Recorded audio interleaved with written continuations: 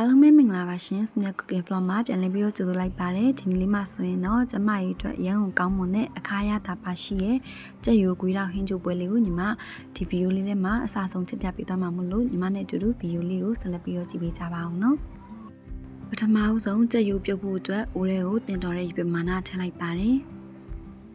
ဟင်းချိုလေးချက်ဖို့အတွက်စက်သွန်ဖြူလေးထည့်ပါတယ်ပစုံကြောက်ထည့်ပါတယ်ထည့်လိုက်တဲ့စက်သွန်ဖြူနဲ့ပစုံချောက်လေးကိုရေလေးဆူလာတဲ့အထိအချိန်လေးခဏကြာအောင်တဲလိုက်ပါတယ်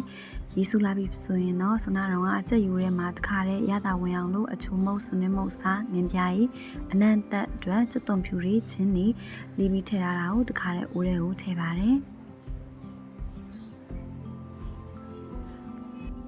ကိုအိုးလေးထဲမှာကြက်ရိုးလေးကိုတဖြည်းဖြည်းအချိန်လေးပြီးပြီးတော့ကြက်ရိုးအသားနူးတဲ့အထိရောကြက်ရိုးလေးတွေနူးတဲ့အထိရောပြီးရင်အနံ့အသက်မှုကြိုက်မှုတက်ကောဟိုအဖုံးလေးပိတ်ပြီးတော့အချိန်လေးကြာအောင်စောင့်မိချရပါတယ်အဲ့တော့အငွေတွေတော်တော်ထွက်လာပြီဆိုတော့အိုးလေးကိုလှန်ကြည့်လိုက်တဲ့အခါမှာလုံးဝရေကဘုံဝဲဆူတဲ့အနေထားရောက်ပြီဆိုတော့အစင်သင်ရေဆေးပြီးတော့လှိဖြတ်ထားတဲ့ဂွေရောက်ရလေးတွေကိုအိုးထဲကိုတစ်ခါတည်းထည့်လိုက်ပါတယ်စက်သားကတော့အခုလောက်ဆိုရင်နူးလောက်ပြီပေါ့နော်ဒါပေမဲ့အရွက်လေးရလည်းထပ်ပြီးတော့နူးဖို့လိုသေးတဲ့အတွက်ကြောင့်မလို့စက်သားနဲ့ခွေးလောက်လေးနဲ့ရောထားတဲ့အရည်လေးကိုပို့ပြီးတော့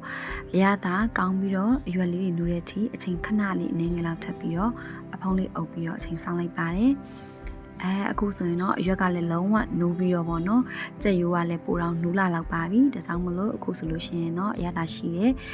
အခါတလည်းပါတဲ့ကြက်ရိုးခွေးတော့ဟင်းပွဲလေးရတော့ပြီးသွားပြီပဲဖြစ်ပါတယ်ဒါကြောင့်မလို့အခုအစင်နဲ့စားလို့ရအောင်ပကံလေးတွေကိုလေးချလိုက်ပါတယ်ရှင်ကျမရဲ့အတွက်အရန်ကိုမှတင်တော်တဲ့အခါထပ်ပါဝင်တဲ့ကြက်ရိုးခွေးတော့ဟင်းညိုပွဲလေးကိုချက်ပြခဲ့တာပြီးသွားပြီပဲဖြစ်ပါတယ်အခုလိုမျိုးရိုးရှင်းလွယ်ကူပြီးတော့အချိန်ကုန်လဲတက်တာတဲ့ကျမရဲ့အတွက်လည်းအားရရှိစေတဲ့ဟင်းပွဲလေးတွေကိုညီမချက်ပြုတ်ပြတဲ့အတိုင်းမိမိတို့အိမ်မှာလွယ်လင်းတကူနဲ့ချက်ကြည့်လို့ရနိုင်ပါတယ်ရှင်ဒီနေ့အတွက်လည်းညီမရဲ့ဗီဒီယိုလေးကိုလိုက်ပါကြည့်ရှုပေးခဲ့တဲ့တူတောက်တင်ဒီအားလုံးလည်းကျေးဇူးအများကြီးပဲတင်ရှိပါတယ်နောက်နေ့လေးတွေမှာလည်းအကျိုးရှိစေတဲ့ဟင်းပွဲလေးတွေကိုတင်ဆက်ပေးသွားမှာဖြစ်တဲ့အတွက်ကြောင့်မလို့ညီမရဲ့ YouTube Channel လေးမှာပဲဖြစ်ဖြစ် Facebook ကနေပဲဖြစ်ဖြစ်ဆက်လက်ပြီးတော့ကြည့်ရှုပေးကြပါအောင်လို့ညီမကဆက်လက်တောင်းလို့လိုက်ပါတယ်ရှင်အားလုံးကိုကျေးဇူးအများကြီးလည်းတင်ပါတယ်နော်နောက်နေ့ဗီဒီယိုလေးမှာပြန်ပြီးတော့တွေ့ပါမယ်ရှင်အားလုံးပဲတတားပါ Love you all